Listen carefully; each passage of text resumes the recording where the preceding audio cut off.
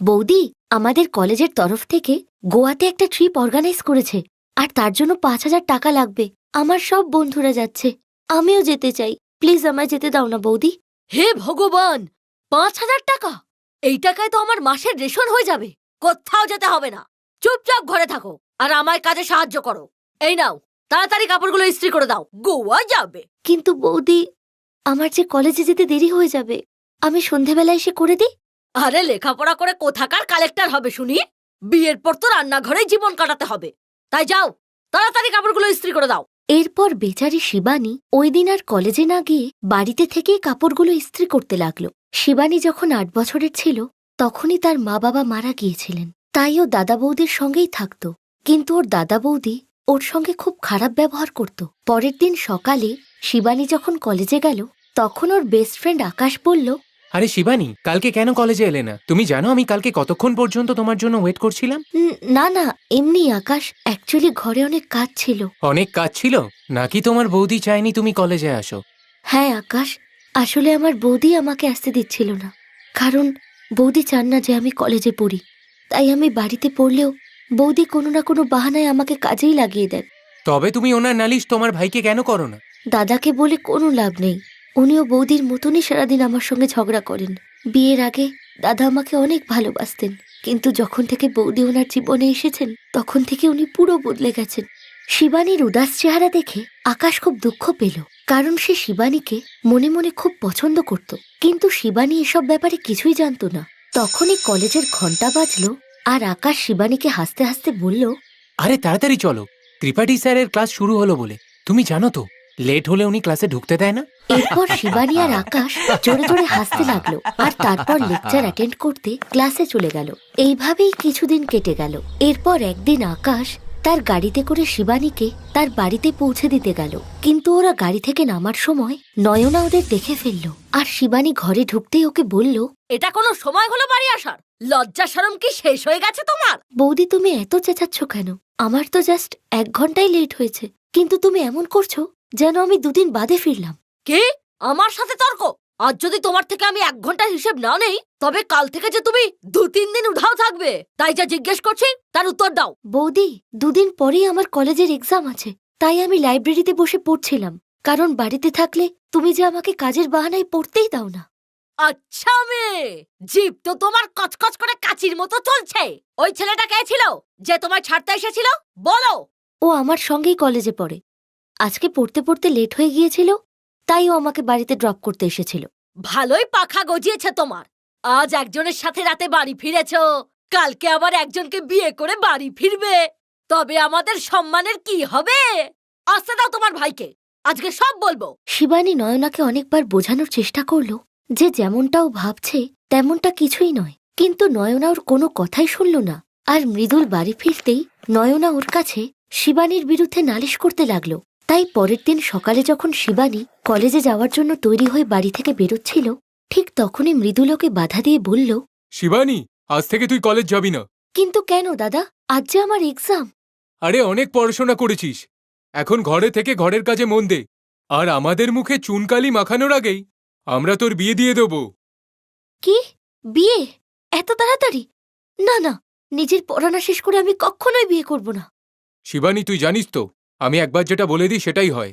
কালকে তোকে দেখতে পাত্রপক্ষ আসছে, তৈরি থাকবি, খুব তাড়াতাড়ি তোর বিয়ে দিয়ে দেবো। শিবানী মৃদুলকে অনেক বোঝানোর চেষ্টা করল, কিন্তু মৃদুল ওর কোনো কথাই শুনল না। অন্যদিকে কলেজে বসে আকাশ শিবানীর জন্য অপেক্ষা করতে লাগলো, কিন্তু শিবানী পরীক্ষা দিতে না আসায় আকাশও পরীক্ষা না দিয়েই এক্সাম হল থেকে বেরিয়ে গেল। পরীক্ষা শেষ হওয়ার পর শিবানী আর আকাশের বন্ধু নিধি আকাশের কাছে এসে বলল, আকাশ, তুমি পাগল হয়ে গেছো নাকি? পরীক্ষা না দিয়ে চলে এলে যে? নিধি, আজ শিবানী কলেজে এলো না, আমার খুব একটা ভালো মনে হচ্ছে না। তাই তুমি কি একবার ওর বাড়িতে গিয়ে খোঁজ নেবে সব ঠিক আছে কিনা?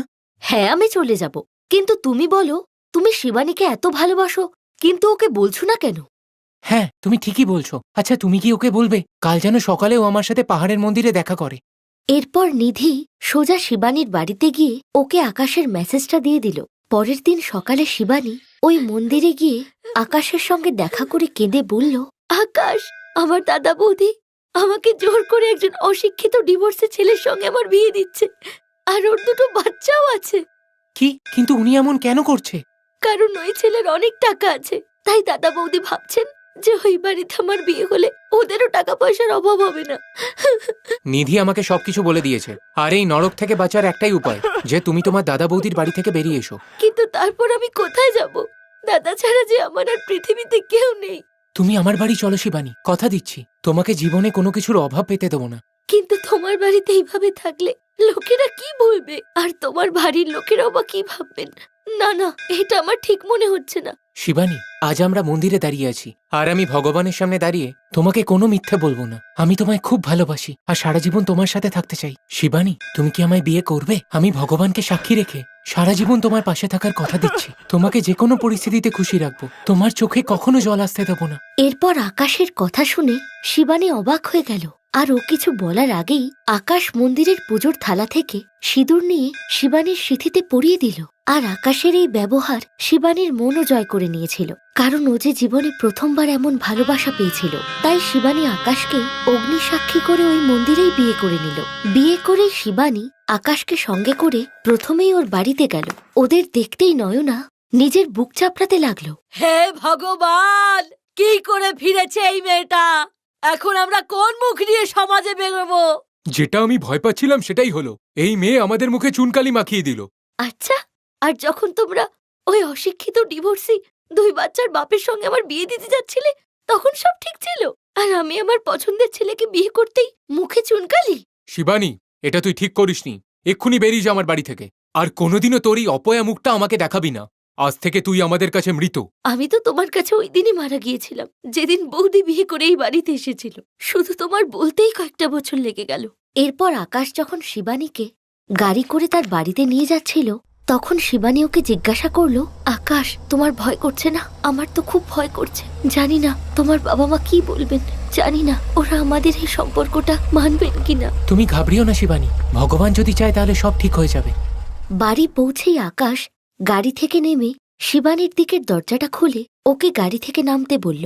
এরপর শিবানী ভয়ে ভয়ে বাড়ির দরজা খুলে ঘরে ঢুকতেই ওদের ওপর হঠাৎ করেই পুষ্পবৃষ্টি হতে লাগলো। আর শিবানীর শাশুড়ি মা হাতে বরণডালা নিয়ে দাঁড়িয়েছিলেন। শিবানী এইসব দেখে অবাক হয়ে গেল। আকাশের মা বাবা খুব স্নেহ ভরেই শিবানীকে ঘরে বরণ করে নিলেন, আর উপহার হিসেবে ওকে অনেক সোনার গয়নাও দিলেন। এরপর মা বাবার পা ছুঁয়ে আশীর্বাদ নেওয়ার পর শিবানী আকাশকে বলল, আকাশ, এবার তো বলো এইসব কি হচ্ছে? তোমার বাবা মা রাগ করার বদলে আমাদের বরণ করে নিচ্ছেন। আমি তো কিছুই বুঝতে পারছি না। বলছি বাবা, সব বলছি। আসলে আমি আমার মা বাবাকে তোমার ব্যাপারে আগে থেকেই সব বলে রেখেছিলাম, আর ওনারাই আমায় বলেছে যে তোমাকে যেন আমি আজই বিয়ে করি, আর তোমাকে ওনাদের পুত্রবধূ করে যেন আজই নিয়ে আসি। আর এই সব কিছুর আইডিয়া মা বাবারই ছিল। ও আচ্ছা, তাই মন্দিরে আমি জবাব দেওয়ার আগেই তুমি আমার সিঁথিতে সিঁদুর পরিয়ে দিলে, যাতে আমি তোমায় বারণ না করতে পারি। হ্যাঁ, তাই আমার মা বাবা সকাল থেকে এইসব প্রস্তুতি করছে। ওরাই ঘরটাকে সাজিয়েছে, গিফটও এনেছে, আর ফুলের আইডিয়াটাও ওনাদেরই ছিল। সত্যি আকাশ, তোমার বাবা মা খুব ভালো মানুষ। তোমার নয়, আমাদের। আজ থেকে যে ওরা আমাদের মা বাবা। হ্যাঁ, আমাদের মা বাবা খুব ভালো। এরপর ওরা দুজন গ্র্যাজুয়েশন পাশ করলো, আর তারপর দুজনেই এমএনসি কোম্পানিতে চাকরি পেয়ে গেল। Best buddies. হ্যালো ফ্রেন্ডস, এই ভিডিওটা দেখার জন্য ধন্যবাদ। যদি এই ভিডিওটা তোমাদের ভালো লেগে থাকে তাহলে প্লিজ লাইক, সাবস্ক্রাইব আর কমেন্ট অবশ্যই করবে এই ভিডিওতে। আর হ্যাঁ, শেয়ার করতে ভুলো না কিন্তু। আরো অনেক মজাদার ভিডিও দেখার জন্য নিচে দেওয়া এই বেল আইকনটাকে প্রেস করো। দেখতে থাকো বেস্ট বাডিজ।